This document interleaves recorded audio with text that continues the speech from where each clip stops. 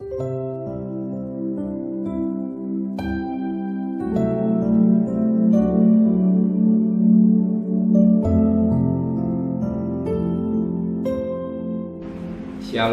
pagi. Mari sama-sama tundukkan kepala. Tiada kata yang manis selain ucapan syukur pada Bapa di surga buat kasih anugerah-Mu yang melimpah dalam hidup ini. Kami merasakan semua karena kebaikan Tuhan. Kami bangun tubuh yang sehat dan kami hidup segar. Dan maka sebelum kami melakukan aktivitas lain, kami adakan mesbah keluarga, mesbah pribadi. Kami boleh naikkan pujian penyembahan. Dan kami rindu juga untuk dengarkan renungan firman-Mu. Sekaligus sikat, tapi firman menjadi berkat buat kami. Roh Kudus, ungkapkan firman-Mu. Roh Kudus juga melembutkan hati kami. Dan pakai juga hamba-Mu sebagai alat-Mu. Dan kami juga boleh naikkan doa syafaat kepada Tuhan. Haleluya. Amin. Shalom pagi. Mari sama-sama kita akan membuka firman Tuhan. 2 Korintus pasal 5. 2 Korintus pasal 5 ayat 11 sampai ayat 21. Saya bagi dalam dua bagian. 2 Korintus pasal 5 ayat 11 sampai ayat yang ke-15 dan ayat 16 sampai ayat 21 besok.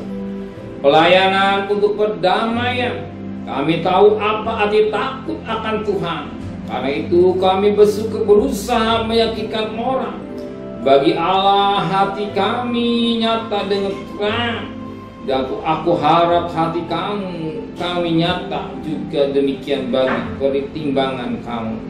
Dengan ini kami tidak berusaha memuji-muji diri kami sekali lagi kepada kamu. Tapi kami mau memberi kesempatan kepada kamu untuk memegahkan kami. Supaya kamu dapat menghadapi orang-orang yang memegang karena hal-hal lahiriah dan bukan hal batiniah. Sebab jika kami tidak menguasai diri, hal itu adalah dalam pelayanan Allah. Dan jika kami menguasai diri, hal itu adalah untuk kepentingan kamu. Sebab kasih Kristus yang menguasai kami. Karena kami telah mengerti bahwa jika satu orang sudah mati untuk semua orang, maka mereka semua sudah mati. Dan Kristus telah mati untuk semua orang, supaya mereka yang hidup tidak lagi hidup untuk diri sendiri, tapi untuk Dia yang telah mati dan tidak telah dibagikan untuk mereka. Ayat 16 sampai 21 besok. Kita perhatikan firman Tuhan, sangat baik buat kita. Oh, sangat baik buat kita, sebagaimana pada ayat 15, Kristus telah mati untuk semua orang. Mengapa? Kristus mati untuk semua orang. Bukan buat kita saja, tapi untuk manusia sedunia.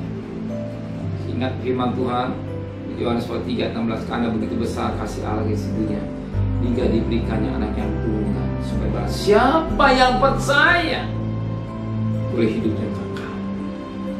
Maka kematian Yesus 2 juta ini bagi mereka yang percaya dia akan diselamatkan, tapi bagi mereka yang tidak percaya akan dihukum. Jadi kematian Kristus untuk manusia sedunia, supaya manusia jangan masuk binasa, masuk neraka, tapi boleh hidup yang kekal. Tujuan Yesus, Dia tidak mau satu manusia pun binasa. Ingat, Tuhan Yesus tidak mau manusia binasa masuk neraka, tapi boleh manusia hidupnya kekal. Kunci rahasianya itulah terima Yesus sebagai juru selamat, mengaku Dia sebagai juru selamat. Maka firman Allah berkata, Kristus telah mati untuk semua orang. Mengapa? Mereka yang hidup tidak lagi hidup untuk dirinya sendiri, tetapi untuk Dia yang telah mati dan tidak telah dibagikan untuk mereka.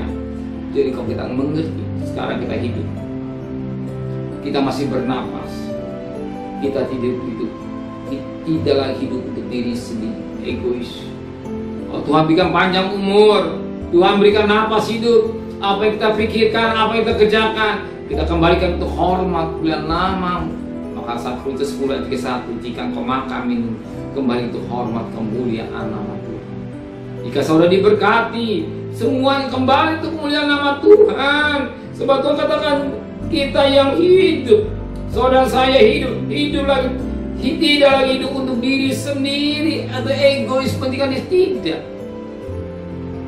tetapi untuk Dia yang telah mati dan dibangkitkan untuk mereka. Jadi apa yang kita dapat, apa yang kita nikmati, kita kembalikan untuk hormat nama Tuhan. Kalau kapan kita hidup? Kenapa kita hidup? Sebenarnya kita upah dosa adalah maut. Roma 6 ayat 23. Karena kasih karunia kita hidupnya kan. Jadi kita diselamatkan karena kasih karunia Tuhan. Hargai pengorbanan Yesus, hargai darah Kristus, hargai cinta Tuhan. Jadi kita tidak mati untuk selamanya, tapi kita hidup selamanya bersama dengan Tuhan. Kita tidak dihukum bersama dunia, tapi kita boleh masuk dalam kerajaan surga karena kasih Tuhan. Semua karena kasih karunia Tuhan yang telah hidup kita. Bahkan pagi hari ini kita masih hidup semua karena kasih karunia Tuhan. Amin. Karena kasih karunia Tuhan kita hidup hari ini. Amin. Kita hidup hari ini karena kasih karunia Tuhan, bukan karena kuat gagah kita, tapi karena kasih Tuhan. Amin. Terima kasih Bapa di surga. Kami hidup ini semua karena anugerah atau kasih karunia atau grace. Ya, terima kasih Tuhan. Dan kami sebentar bekerja, berdagang, sekolah, kuliah, serta perjalanan kami. Pergi dengan selamat, pulang dengan selamat. Apa jadi kebutuhan kami, Kau cukupkan Tuhan. Terima kasih Bapak, kembalikan besok pagi tubuh yang sehat dengan tidak kurang satu apapun juga. Berkati Bapak Presiden, Wakil Presiden, para Menteri, para Gubernur, para Bupati, para Wali Kota, para Camat, para Lurah, para RW, para RT, para medis, para TNI, para Polri. Kami bersyukur pada Tuhan keamanan yang Kau berikan menjelang tahun politik ini. Kau tetap pelihara kami, tetap melindungi kami, dan kami ada sebagaimana ada karena Engkau. Mereka sebagai hamba-hamba Allah dan pemerintahan, berikan mereka takut pada Tuhan.